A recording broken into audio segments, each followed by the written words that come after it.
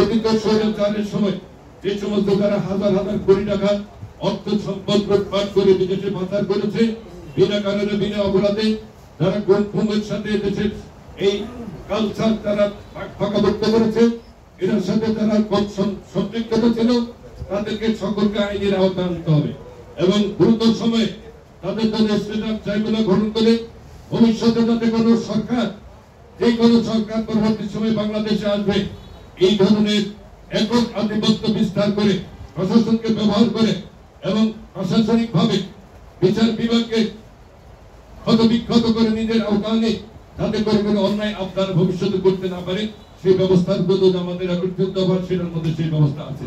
আমরা চাচ্ছি এই সমস্ত অপরাধীদেরকে এনে তাদের যে অবৈধ সম্পদ, যে সমস্ত সম্পদ ফিরিয়ে আনতে হবে।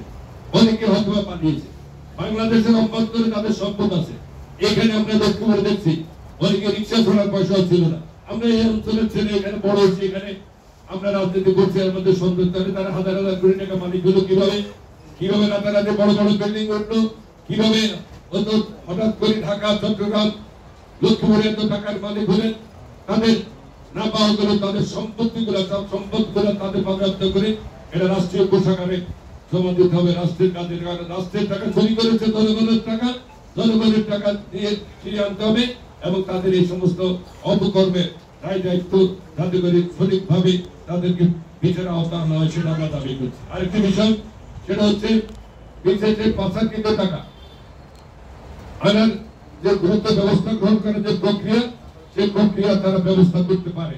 আমি আশা করি, কারণ বাংলাদেশে হাজার হাজার একটি পরিবারে যদি আপনাদের দেখার মাধ্যমে 28 কোটি হাজার কোটি টাকা তারা পাচার করেছে, তাহলে হাউ ইজ পসিবল বাংলাদেশে একটা লোকের কত টাকার প্রয়োজন?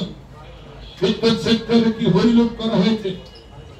একটা দেশের প্রধানমন্ত্রী, উনি আগে বাংলাদেশের জাতীয় সংসদে বিল পাস করেছে, উনি প্রধানমন্ত্রী থাকুক বা না থাকুক, বিদ্যুৎ সেক্টরে উনি দুর্নীতি করে ওনার পরবর্তী পর্যায়ে যাতে করে ওনার বিরুদ্ধে কোনো মামলা মোকদ্দমা করা না হয়।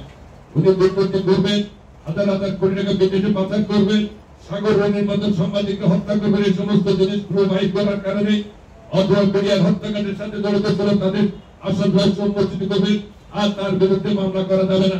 সংসদ আইন করে বাংলাদেশের জনগণ তো সে আইনকে সমর্থন করে নাই। এই অপকর্মগুলা করবে বিদায় আগে থেকে উনি এই কর্মগুলা এই সংবিধানে যে